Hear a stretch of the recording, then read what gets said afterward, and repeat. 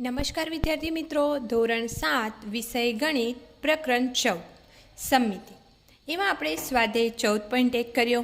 હવે આપણે દેખીએ કે જે બિંદુથી વસ્તુ પરિભ્રમણ કરે તે બિંદુને પરિભ્રમણ કેન્દ્ર કહે છે। એટલે કે જે બિંદુએથી ફરે છે વસ્તુ પરિભ્રમણ કરે છે એ બિંદુને શું કહે છે? પરિભ્રમણ કેન્દ્ર। હવે આકૃતિ છે તો આ આકૃતિ અહીંથી ફરશે તો આ એનું શું થયું? પરિભ્રમણ કેન્દ્ર। જે ખૂણે વસ્તુ પરિભ્રમણ કરે છે તે ખૂણાને પરિભ્રમણ કોણ કહે છે? હવે આ આટલા ખૂણે ફરશે, ફરી આ ખૂણેથી અહીં આવશે એટલે આ એનો શું થયો? પરિભ્રમણ કોણ। 1/4 પરિભ્રમણ એટલે 90°। હવે આ આકૃતિનો આ છેડો અહીં બાજુ આવે એટલે 1/4, 4 ભાગ થયા, આ ચોથો ભાગ ફર્યો એટલે 90° ખૂણો ફરે। 1/2 એટલે કે અડધો સર્કલ ફરે, અડધો રાઉન્ડ વર્તુળ ફરી જાય તો 180। એક પરિભ્રમણ પૂરું કરી લે એટલે ને 360। એક આખું વર્તુળ ફરી લે એટલે શું થઈ ગયું? 360°। એક પરિભ્રમણ કરતાં વસ્તુ પહેલાંના જેવી જ દેખાય તો આ વસ્તુનું પરિભ્રમણીય સમમિતતા છે। હવે આ વસ્તુ ગોળ ફરીને ફરી કેવી દેખાય છે? એવી ને એવી જ, એનો મતલબ આ પરિભ્રમણીય સમમિતતા છે। કોઈપણ આકૃતિને 360નું પરિભ્રમણ કરાવતા પરિભ્રમણ દરમિયાન જેટલી વખત આકૃતિ મૂળ આકૃતિ જેવી જ દેખાય તેનું પરિભ્રમણીય સમમિતિ કક્ષા કહેવાય। હવે આ આકૃતિને 90° આપણે એકવાર ફેરવીએ તો એની શું થઈ? એ પરિભ્રમણીય સમમિતિ એકવાર થઈ। બીજી વાર ફરી અહીં આવીએ તો પણ એવી જ દેખાશે, ત્રીજી વાર અહીં આવે તો પણ એવી, અને ચોથી વારમાં પણ એવી ને એવી જ દેખાશે। એનો મતલબ એની પરિભ્રમણીય સમમિતિ કક્ષા કેટલી થઈ? 4। હવે આની આકૃતિને અહીં આવશે તો એવી ને એવી દેખાવાની, તો 3 થાય આકૃતિની પરિભ્રમણીય સમમિતિનો ક્રમ। સ્વાધ્યાય 14.2 નીચે આપેલી કઈ આકૃતિમાં પરિભ્રમણીય સમમિતિનો ક્રમ 1 કરતાં વધુ છે? હવે પહેલી આકૃતિ, તો હવે આ આકૃતિ તો અહીં ફેરવીશું તો પણ એવી ને એવી દેખાશે 90°। ફરી અહીં ફેરવીશું એટલે 180°, અહીં ફેરવીશું એટલે 270 અને 360। તો એની દરેક વખતે આકૃતિ 4 વખત ફેરવીએ છીએ, ચારેય વખતે આકૃતિ મૂળ આકૃતિ જેવી જ દેખાય છે। તો આની પરિભ્રમણીય સમમિતિનો ક્રમ કેટલો છે? 4। અને કયા ખૂણે? તો 90°ના પરિભ્રમણીય સમમિતિનો ક્રમ 4 છે એવું તમારે લખવાનું। આકૃતિ દોરવાની, એના નીચે લખવાનું પરિભ્રમણીય સમમિતિનો ક્રમ 4 છે અને કયા ખૂણે ફરે છે? તો પરિભ્રમણીય કોણ કયો છે? તો 90°। હવે આ ત્રિકોણ છે તો ત્રિકોણ અહીં આવે તો પણ એવો દેખાય, આ બાજુ આવે તો પણ એવો દેખાય। હવે 3 ખૂણા ફરે છે એટલે 360/3 એટલે 120°ના ખૂણે અહીં આવશે એટલે કેટલો થયો? સમમિતિનો ક્રમ 3 અને ખૂણો કયો? 120°। હવે આ આકૃતિ આ બાજુ અહીં આવશે તો મૂળ આકૃતિ જેવી નહીં દેખાય, અહીં આવશે તો પણ નહીં દેખાય કારણ કે આ ચોરસના ભાગ ક્યાં જતા રહેશે? આ બાજુ જતા રહેશે। એટલે આ સમમિતિનો ક્રમ શું થયો? 1 જ 360° ફરશે તો આની પરિભ્રમણીય સમમિતિ કેટલી થઈ? 1 જ। હવે આ આકૃતિ આમ સીધી થઈ જશે, આમ થઈ જશે, એચની જગ્યાએ આઈ દેખાશે તો એનો મૂળ આકૃતિ જેવી દેખાશે નહીં, પરંતુ આમ ફરીને ડાયરેક્ટ આવી જશે ફરી તો 180°ના ખૂણે એ દેખાશે તો એનો પરિભ્રમણીય સમમિતિનો ક્રમ કેટલો થયો? 2। આ દાખલો તમારે આ રીતે પોતાની જાતે કરવાનો અને આ દાખલો પણ પોતાની જાતે જ કરવાનો કે મૂળ આકૃતિ જેવી એ ક્યારે દેખાય છે, કયા ક્રમે દેખાય છે એ ક્રમ લખવાનો અને કેટલાક ખૂણે। દરેક આકૃતિ માટે પરિભ્રમણીય સમમિતિનો ક્રમ જણાવો। હવે આકૃતિ છે, આકૃતિ આમ સીધી થશે તો એ આકૃતિ નહીં દેખાય। હવે આમ ડાયરેક્ટ આટલું ગોળ ફરીને આવશે તે મૂળ આકૃતિ જેવી દેખાશે એટલે કે અડધું વર્તુળ ફરશે ત્યારે।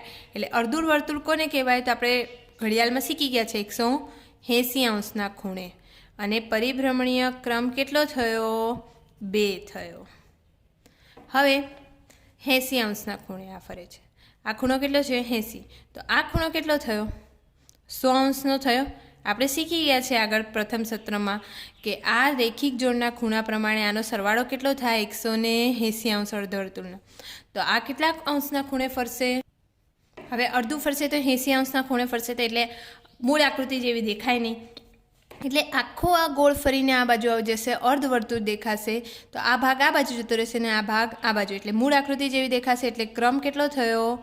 2 અને ખૂણો 180 અંશના ખૂણે. હવે આ આકૃતિ તમારી જાતે કરવાની, જે બી દાખલામાં છે એવી જ છે. અને આ આકૃતિ પણ 4 ખૂણા છે એટલે એ જ રીતે કરવાની. આ બી ત્રિકોણ છે એટલે એ જ રીતે કરવાની તમારે, કે ત્રિકોણની જેમ કે આ પગ આ બાજુ આવે તો મૂળ આકૃતિ જેવું દેખાય, પછી આ બાજુ જતો રહે તો પણ મૂળ આકૃતિ જેવું નીચે થઈ જાય ગોળ ફરે. એટલે પણ કયા ખૂણે ફરશે? 3 વખત ફરશે. એટલે 120 અંશના ખૂણે 3 ક્રમ થાય એનો. હવે આનામાં કેટલા છે? તો 5. 1 2 3 4 5 ને 6 છે. 6 છે અને દરેક વખતે આ બાજુ આ સ્ટાર ફરશે તો મૂળ આકૃતિ જેવો જ દેખાશે. 6 વખત એનો પરિભ્રમણીય ક્રમ થશે અને ખૂણો કયો થઈ જશે? તો 360 ભાગ્યા 6 એટલે 60 અંશના ખૂણે ફરશે અને 6 વખત એનો ક્રમ આવશે. એ જ રીતે આ આકૃતિને આમથી દેખો, આ બાજુથી દેખો કે આ બાજુથી દેખો, સરખી જ દેખાય છે. આ શું? તો પંચકોણ. તો 5 ક્રમ થશે એનો અને તો 360 ભાગ્યા 5 એટલે 72 અંશના ખૂણે ફરશે. અહીં બાજુ આવશે તો 72 અંશના ખૂણે ફરી 72, ફરી 72, 72 અને 72, સરવાળો કરતાં 5 વખત 360 આવે. એ જ રીતે આકૃતિ તમે જે રીતે કરશો એ રીતે. તો આ ચિહ્ન આ બાજુ આવશે તો કેવું દેખાશે? મૂળ આકૃતિ જેવું જ દેખાશે. આ બાજુ આવશે તો પણ મૂળ આકૃતિ, ગમે ત્યાંથી દેખો આ આકૃતિ કેવી દેખાશે? મૂળ આકૃતિ જેવી. તો આ આટલું ફરશે તો કેટલું થયું? 90 અંશ. ફરી 90 વત્તા 180, 180 વત્તા 90 એટલે કેટલું થઈ ગયું? 270. અને આ શું થઈ ગયું? 360. એટલે મૂળ આકૃતિ જેવો ક્રમ કેટલો થયો એનો? 4. અને કયા ખૂણે ફરે છે દરેક વખતે? તો 90 અંશના ખૂણે ફરે છે. હવે દેખીએ સ્વાધ્યાય 14.3. કોઈ 2 એવા આંકડા જણાવો કે જેની રેખિક સમમિતિ અને પરિભ્રમણીય સમમિતિ બંને હોય. હવે આપણે 0 લઈએ તો 0ની રેખિક સમમિતિ અને પરિભ્રમણીય સમમિતિ બંને હોય. હવે રેખિક ગમે ત્યાંથી એના 2 ભાગ કરો, સરખા જ મળે 0ના, તો આપણે O શોધીએ, 0 શોધીએ, વર્તુળ જેવું જ થયું આ. અને એની પરિભ્રમણીય ક્રમ તો આપણે આગળ આકૃતિમાં જોયું હતો કે વર્તુળને ગમે તે ખૂણે ફેરવો એવો ને એવો જ દેખાવાનો છે. એ જ રીતે 8.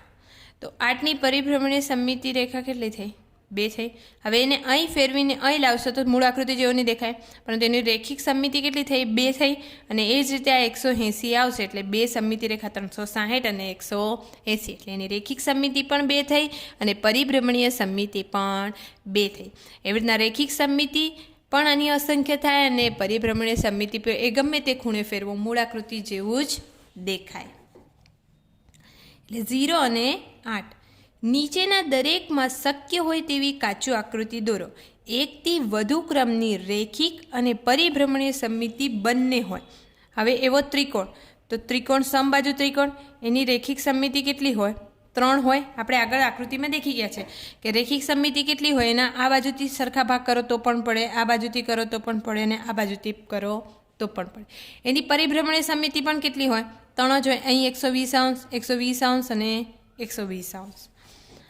એટલે કયું આવે? સમબાજુ ત્રિકોણ. તમારે સવાલ લખીને નોટબુકમાં લખવાનું છે આકૃતિ દોરીને. 1 થી વધુ ક્રમની માત્ર રેખિક સમમિતિ હોય પણ પરિભ્રમણીય સમમિતિ ના હોય. એટલે કે કયો ત્રિકોણ? તો એવા ત્રિકોણ 3 ત્રિકોણ છે: સમબાજુ ત્રિકોણ, સમદ્વિબાજુ ત્રિકોણ અને વિષમબાજુ. તો આપણે સમબાજુ ત્રિકોણ આગળ દેખી લીધું કે એની 3 સમમિતિ રેખા હોય. હવે સમદ્વિબાજુ ત્રિકોણ અને વિષમબાજુ. તો વિષમબાજુ ત્રિકોણમાં આપણે ખબર છે કે એની બધી બાજુઓ અલગ અલગ હોય, એટલે કે વિષમબાજુ ત્રિકોણમાં તો સમમિતિ રેખા મળે જ નહીં. એટલે સમદ્વિબાજુ ત્રિકોણમાં તો સમદ્વિબાજુ ત્રિકોણમાં આપણે દેખ્યું હતું કે સમદ્વિબાજુ ત્રિકોણમાં આ 2 બાજુઓ કેવી હોય? સરખી. તો એની રેખિક સમમિતિ કેટલી મળે? 1. પરંતુ આને આ વર્તુળને આમ ફેરવીએ, આમ ફેરવીએ એટલે પરિભ્રમણીય સમમિતિ તો મળતી નથી, પરંતુ રેખિક સમમિતિ કેટલી મળે છે? 1 મળે છે. એકથી વધુ ક્રમની પરિભ્રમણીય સમિતિ હોય પણ રેખિક સમિતિ ન હોય એવો ચતુષ્કોણ. તો સમાંતર બાજુ ચતુષ્કોણ આપણે દેખ્યો તો અહીં મેં તમને આકૃતિ દોરીને બતાવું કે સમાંતર બાજુ ચતુષ્કોણ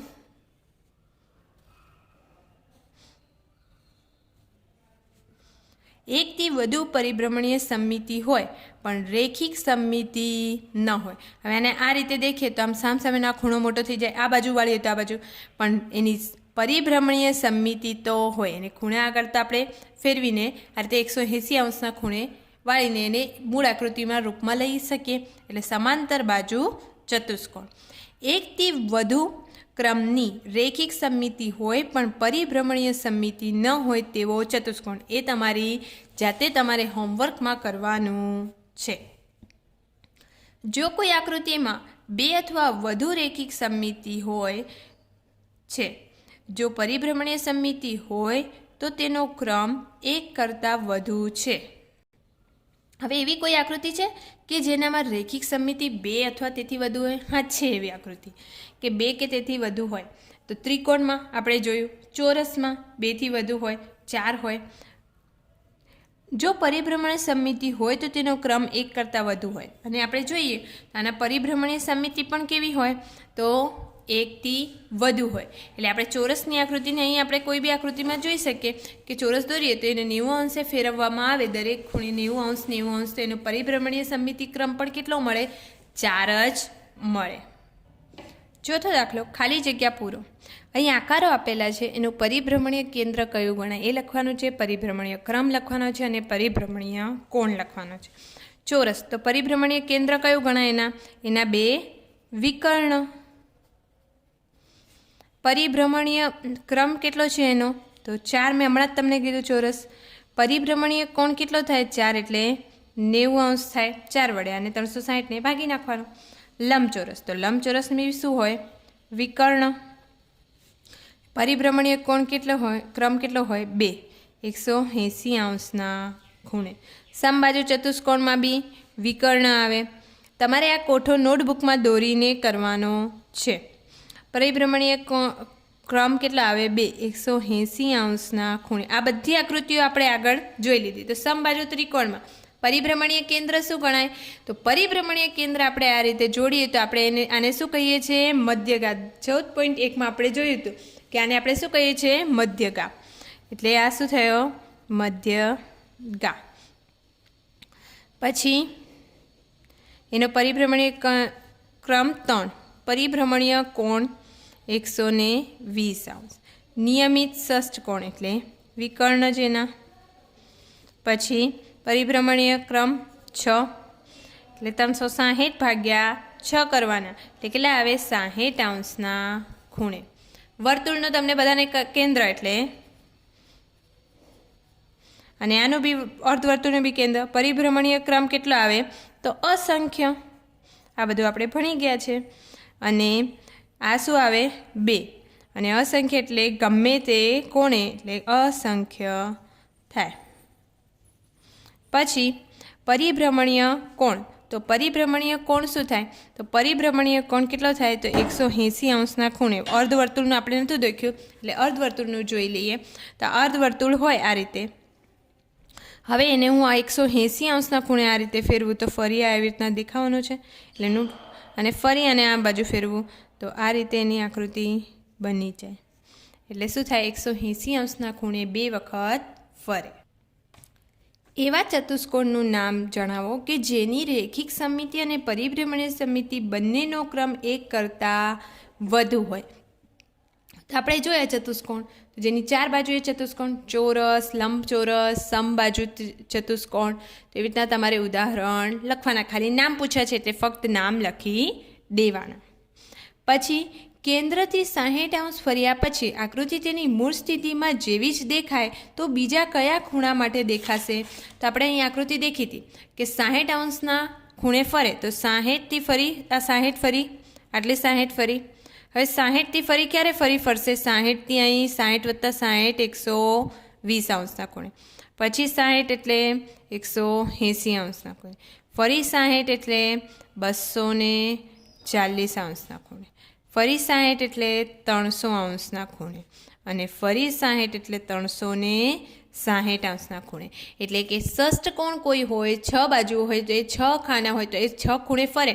એટલે એક વખત 2, 3, 4, 5 અને આ 6 થઈ ગયા. તો એ રીતે 60 અંશ ફર્યા પછી આકૃતિ તેની મૂળ સ્થિતિમાં જેવી જ દેખાય છે. બીજા કયા ખૂણા માટે એવું થશે? તો 60 અંશ ફર્યા પછી 120, 180, 240, 300 અને 360ના ખૂણે. સાતમું, નીચે આપેલા ખૂણા માટે શું આપણે એક કરતાં વધુ ક્રમની પરિભ્રમણીય સમમિતિ મેળવી શકીએ છીએ? હા, આપણે જોઈએ તો 45 અંશના ખૂણે. હવે આકૃતિ 45 કોઈ આકૃતિ હોય તો 45 અંશના ખૂણે ફરે તો ફરી ક્યારે ફરવાની? તો 90 અંશના ખૂણે. 90 પછી 45 ફરી તો 135 અંશના ખૂણે. ફરી એટલે 180 અંશના ખૂણે. એવી રીતના 4 વખત. તો આ 45 90ના ખૂણે 4 વખત ફરતી હોય તો 45ના ખૂણે 2 ભાગ કરીએ આપણે આ રીતે. તો અહીં 45 ફરે, ફરી 45 એટલે 90, ફરી 45 એટલે 135, ફરી 45 એટલે 180, એટલે આટલે સુધી 180 થઈ જાય. એ રીતના આ બાજુ પણ 4 એટલે કે 8 વખત ફરે. હવે આ ચેક કરવા માટે શું કરવાનું કે નીચે આપેલા ખૂણા માટે શું આપણે એક કરતાં વધુ ક્રમની પરિભ્રમણીય સમમિતિ મેળવી શકીએ છીએ? એનો મતલબ કે જે ખૂણો આપેલો હોય એ ખૂણાને 360 અંશ વડે ભાગવાના.